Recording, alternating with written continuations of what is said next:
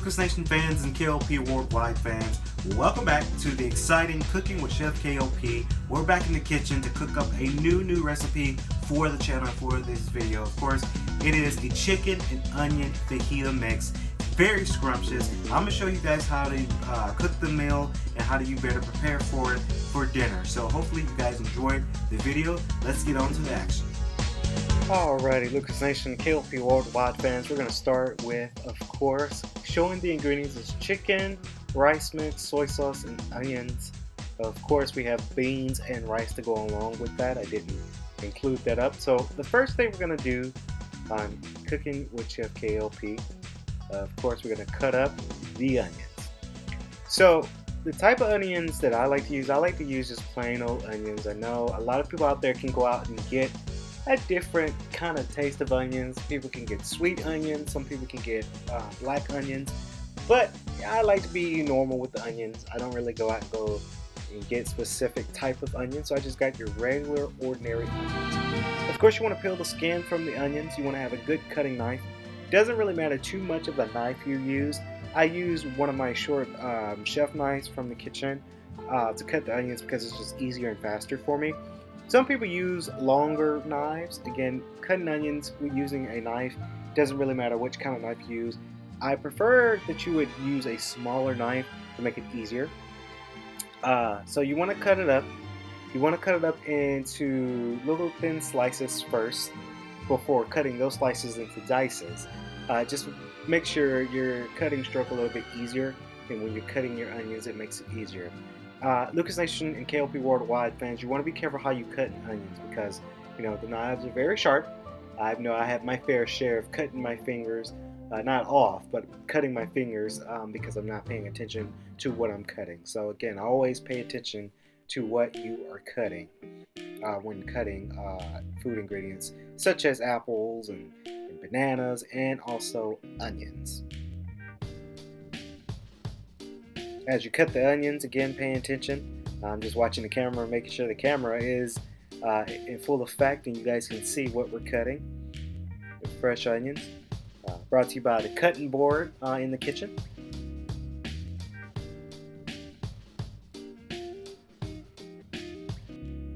You do want to have a cutting board when you're cutting any type of food. It just makes it easier for you to cut, so that way you're not making a mess on your counters, or your kitchen counters, or you're not using a plate to cut your food. A cutting board is just there to help you cut up food and help you place it right.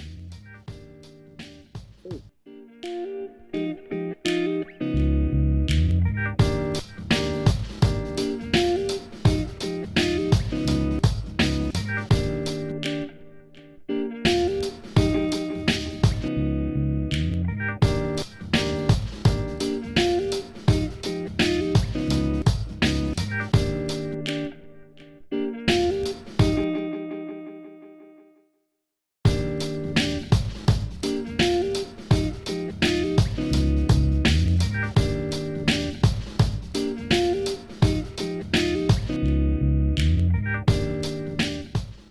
And there you have it, ladies and gentlemen, your freshly diced onions that you're going to add into your Chipotle chicken fajita.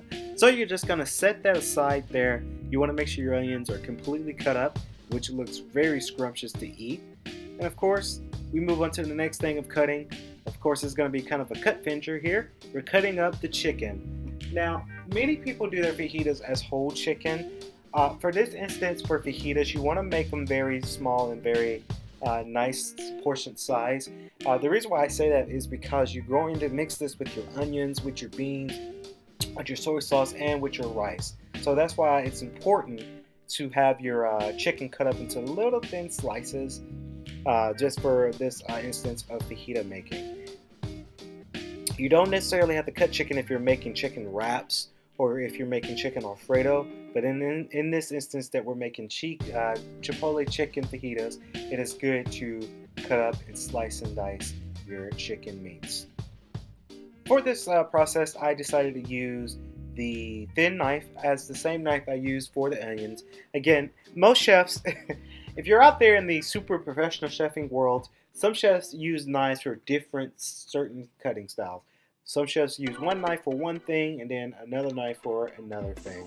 Again, I am a good chef, but I like to use the same knife when it's coming down to cooking the same kind of meal. Now, if you're making chicken fajitas and then you're cooking something completely different, it is important to use a different style of knife. You don't want to mix your ingredients, but in this instance, it's going in the same area, the same location. Just making sure my pan is nice and ready to go here. The chicken's getting nice and cut up, and we're going to be off to the races to make the Chipotle chicken fajitas after the chicken is freshly sliced and diced. Of course, the chicken is all nice and cut up. Of course, you have your chicken sliced and diced and your onions that are also sliced and diced. Now with the fajitas, you can add more ingredients. That's just the two key ingredients that I'm adding. Next thing we're going to move on to is putting the chicken on the pan. Of course, it's freshly sliced and diced. You do not need so much oil for this chicken. If you coat your chicken with flour and oil, you're making fried chicken, and that kind of defeats the purpose of doing a grilled Chipotle chicken fajita. So you're just going to need a little bit of the oil on the pan, and of course, you're just going to make sure that your chicken is getting nice and cooked inside your pan. You want to use a nice little frying type pan, little cook pan for your chicken. I wouldn't recommend a deep dish pan for making this chicken because it might take a little bit longer for it to cook if you use a longer deep pan.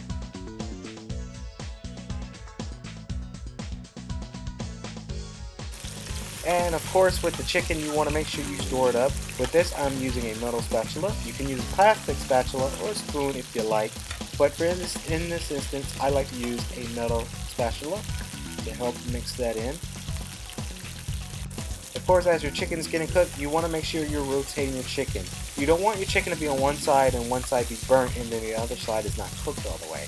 So it's good that you toss and turn your meats. I think I mentioned this in other cook shows, but especially when you're making chicken, you want to toss and turn your chicken. The same thing if you're making beef or pork or sausages, you want to make sure that you're mixing it up. Now that I have my beans and onions freshly made, of course the chicken is getting added to that rice. Of course the jasmine rice I had to boil up and get ready and cooked onto the pan here. I'm using a wok for this instance. Of course, this is kind of, you're mixing two cultures with Mexican and Chinese because the wok is a Chinese dish equipment. Of course, I use the wok, of course, for Chinese food, but in this instance, for fajitas, mixed fajitas, you can use a Chinese wok. This Chinese wok was bought from Kroger. I've been cooking it with it ever since then. I've been loving it since then. So you're adding your chicken onto the mix. The next thing you want to do, of course, with that same pan you did your chicken, is also add your onions. Now, most people like to eat onions raw, which you can, but I like to cook and steam up my onions a little bit to give it a little bit of flavor. With this instance, I am cooking up my onions, my freshly sliced onions, to get a little cooked. Of course, this is the same kind of ingredient when you're cooking hash browns. You can add onions using the same kind of technique, but in this instance, we're going to cook up the onions.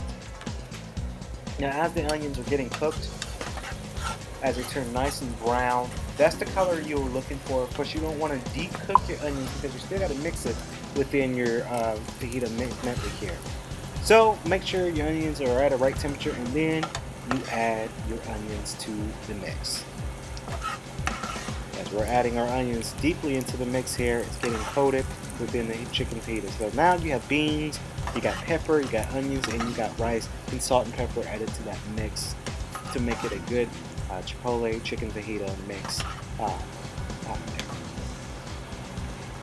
Okay, the next thing is you can use a plastic spatula for this to mix in your food ingredients here. Of course, it's mixing in all the ingredients we cut up and cooked into one. Of course, I'm still using the Chinese wok for this instance. Of course, you can use a frying pan, you can use an average pan, but for this, I like to use the wok to make it easier for me to cook. A little shake and bake here. Add a little bit more salt and pepper. Of course, you can add kicking chicken ingredient too. I think if you add too much sauces and spices into this, it will become a little bit too much to bear with the taste. You just want a good average taste of salt and pepper, and maybe a little bit of the kicking chicken spice. and the garlic onion that you can also add. Last thing I like to add for mine to have a little more taste is soy sauce.